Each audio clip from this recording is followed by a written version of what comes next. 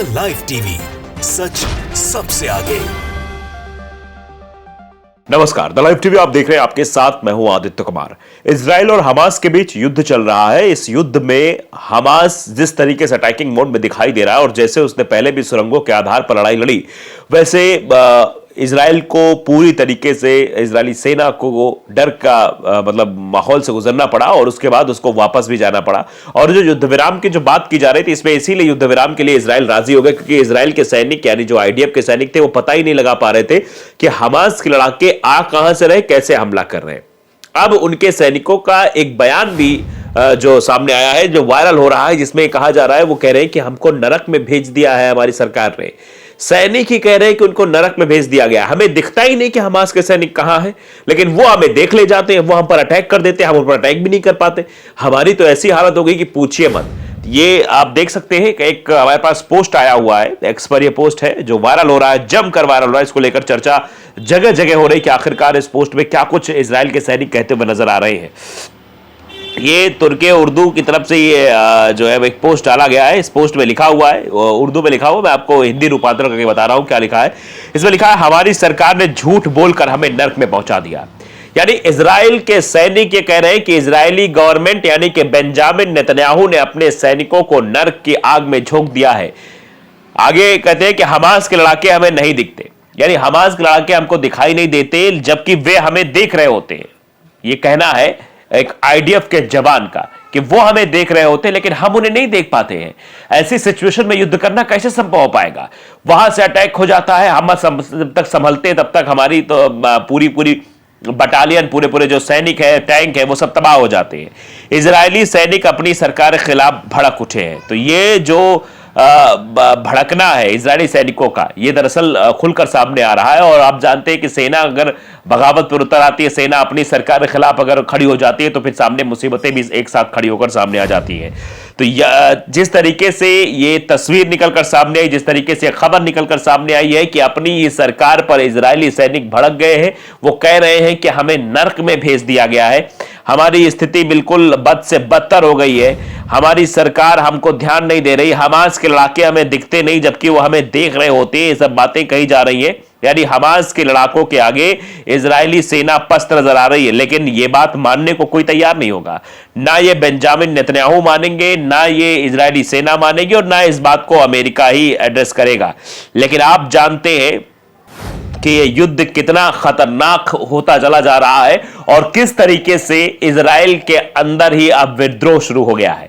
पहले हमने आपको तस्वीरें दिखाई थी कि तेल अवीव की सड़कों पर किस तरीके से इजरायली नागरिकों ने ही इजराइल के प्रधानमंत्री बेंजामिन नेतन्याहू के खिलाफ विरोध प्रदर्शन किया था, कैसे सैनिकों ने विरोध प्रदर्शन किया था, कैसे सरकार कुछ मंत्रियों ने विरोध किया था और अब सेना के जवानों ने भी विरोध करना शुरू कर दिया है कि हमारी सरकार को तो हमारी चिंता ही नहीं है, वो तो हमें नर्क में भेज रहे। इससे पहले भी हमने आपको खबर बताई थी किस तरीके से इजराइल सेना का एक जवान सीधे बेंजामिन नेतन्याहू के काफिले के सामने आकर कहता है, जब वो निकल रहे होते हैं, कहता है कि आप लोगों ने हमारे भाइयों को मरवाया है, आपकी हठधर्मिता की वजह से हमारे लोग मारे गए हैं, जिनको वापस आना चाहिए उसके बारे में आपको सोच नहीं रहे। आप वहां गाजा पट्टी में लोगों को मार रहे हैं, आप हमारे सैनिकों की मतलब जिम्मेदार हैं, मौत के जिम्मेदार हैं, हमारे भाइयों की मौत के जिम्मेदार हैं। सीधे तौर पर आरोप एक इजरायली सैनिक द्वारा लगाया गया था, वही बेंजामिन नेतन्याहू के मुंह पर, यानी बेंजामिन नेतन्याहू गुजर रहे थे, उनके सामने यह बात बोली गई थी। तो आप समझ सकते हैं इससे बड़ा सर्वनाक क्या हो सकता है कि सामने आकर इस तरीके की बातें बोली जा रही थी। आप समझिए कि नेतन्याहू बाइडेन के लक्ष्य में अंतर और खतरनाक। अब ये एक जो है आर्टिकल आया बीबीसी का, ये पढ़ना समझना बेहद जरूरी है। हमास इजराइल युद्ध, नेतन्याहू बाइडेन के लक्ष्य में अंतर और खतरनाक भविष्य की आशंका। यानी ये जो बेंजामिन नेतन्याहू और ये सोच रहे हैं जो बाइडेन, वो क्या हो सकता है आने वाले समय में, ये समझना जानना बहुत जरूरी है।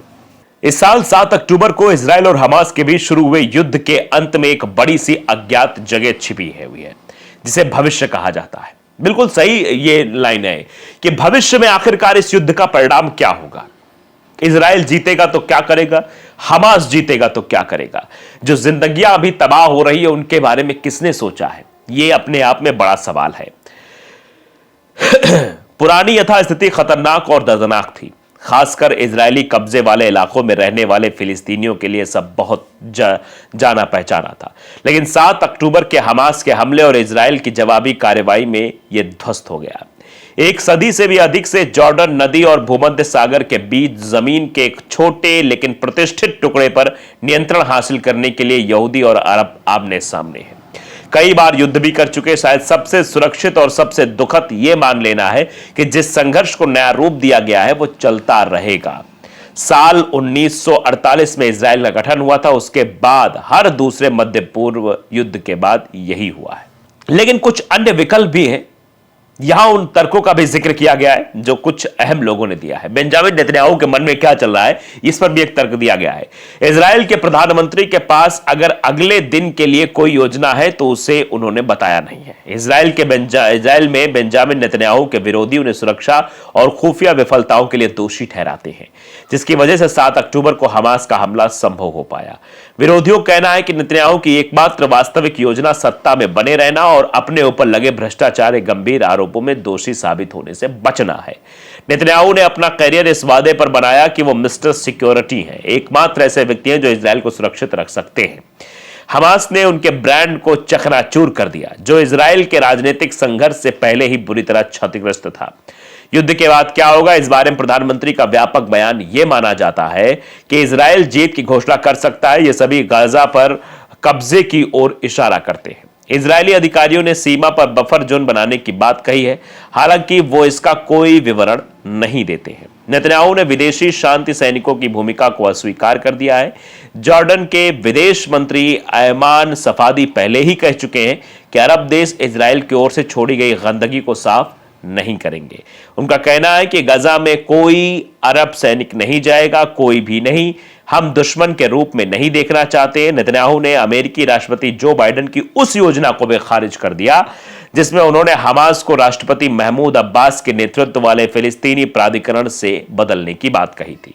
नेतन्याहू का दावा है कि पीएम पर भरोसा नहीं किया जा सकता है। वो आतंकवाद का समर्थन करते हैं, भले ही वो इजराइल को मान्यता देते हैं और सुरक्षा पर उसके साथ सहयोग करते हैं। अब बाइडेन क्या चाहते हैं यह समझना भी जरूरी है। अमेरिकी राष्ट्रपति जो बाइडेन ने भविष्य का जो खाका बनाया है वो बेंजामिन नेतन्याहू की सोच से बहुत अलग है।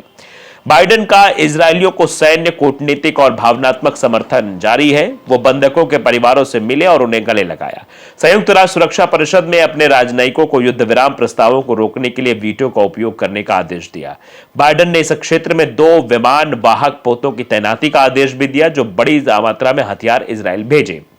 इसके बदले में अमेरिकी राष्ट्रपति चाहते हैं कि इजराइल शांति प्रक्रिया में वापस लौटे। वो चाहते हैं कि फिलिस्तीनी प्राधिकरण यानी ये जो गजा को चलाए और इजराइल एक स्वतंत्र फिलिस्तीन की व्यवस्था पर सहमत हो जाए। इससे फिलिस्तीनी राष्ट्रपति महमूद अब्बास सहमत हैं।